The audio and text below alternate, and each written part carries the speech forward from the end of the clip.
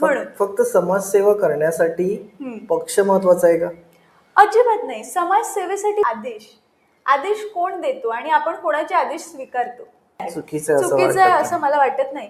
Reason आपण चांगलंच एका आपण पोझिशनला पोहोचल्यावरती जेव्हा आपल्याला पटत नाहीत तेव्हा आपण आपल्या विचारांमध्ये बदल करून घेतलेले असतात किंवा आपण आपल्या स्वार्थाच्या मार्गाने आपण वळत असतो.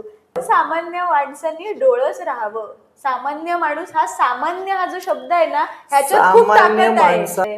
हे नक्की आपलं कुटुंब चालवण्यासाठी दिलं जातंय की आमची सत्ता आम्ही अबाधित कशी ठेवू ह्यासाठी दिलं पाहिजे. सरळ तुम्ही असा आरोप केला जातोय, तुमचा सरळ आरोप आहे की ज्यांनी ही योजना आणली त्यांचा उद्देश असा होता की मत मिळवणं हाच होता, असं तुम्ही सरळ म्हणताय. तो उद्देश होता म्हणूनच योजना काढताना नियमावली वेगळी होती. योजना थोडे महिने राबवल्यानंतर त्याच्यातल्या माणसांची जी आहे ती नावं काढण्यात आली. नाही, मी इच्छा म्हणेन. इच्छा यासाठी म्हणेन की स्वतःचा काही वैयक्तिक स्वार्थ असं नाही.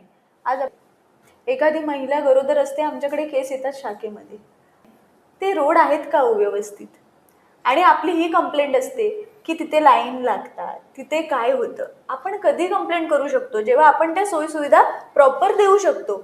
इथल्या पूर्व पट्ट्याचा जो काही इतिहास आहे, धर्माजी पाटील साहेबांपासून त्यानंतर आमचे तांडेल साहेब, त्यानंतर नीलमताई झाल्या, नीलमताईनंतर किरण दादा झाले, जे हृदयनाथ दादा झाले, खूप मोठी मोठी व्यक्तिमत्व आहेत, बरोबर आहे. त्यानंतर मोहन दादा आता आहेत जुचंद्रामध्ये कार्यरत, जे जाऊन तळागाळात काम करत असतात. चरणाताई झाल्या तिथल्या, कमवतो, बरोबर आहे. भूमिपुत्र हा महत्वाचा आहेच. गेलं तर आम्ही भूमिपुत्रांकडे आलेलो होतो, आम्ही त्यांना कोण वगळणार आहे, आणि आम्ही त्यांना आमचा आवाज पोहोचवण्याचा सोर्स कोण आहे? तुम्ही आहात. मी काम केल्याचं क्रेडिट मिरवणारे जे पुढे आहेत, मग हा विचार कोणी करावा?